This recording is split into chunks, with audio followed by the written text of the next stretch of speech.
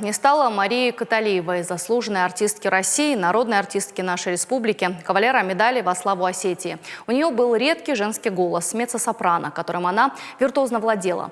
Долгое время она была солисткой Северо-Осетинского музыкального театра, исполняла ведущие партии из произведений как местных, так и русских и зарубежных авторов. Также Мария Сергеевна солировала в Республиканской госфилармонии, одновременно являясь музыкальным педагогом для многих успешных деятелей искусства.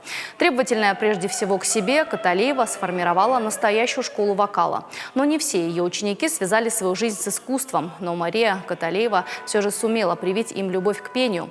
До последнего она была наставником, к ней часто обращались за помощью и советом. А положительный отзыв от Марии Сергеевны был настоящей путевкой на большую сцену.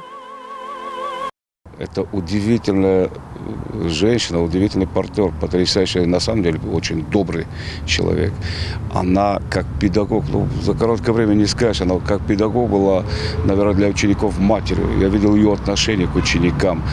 То есть по тембру вот этот голос, он мог, опять-таки, я убежден, она могла петь в любом театре Советского Союза.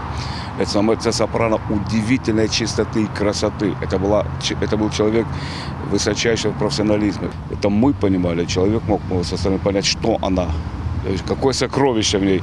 Она относилась к этому сокровищу, мне кажется, иногда даже как бы равнодушно, не то что снисходительно, скорее всего, вот это слово, потому что, несомненно, она любила петь, несомненно, она любила свою профессию, иначе бы в ней не было вот то, за что мы ее любим. А это кадры из последней телевизионной съемки с участием Марии Каталиевой. В апреле прошлого года выдающийся мастер сцены стала гостьей программы нашей коллеги Ирины Газаевой «В своем кругу». Увидеться с ней к нам в студию тогда пришли ее друзья, коллеги и ученики. Человек удивительно светлый и обаятельный. С неизменным чувством юмора Мария Каталиева всегда притягивала к себе окружающих.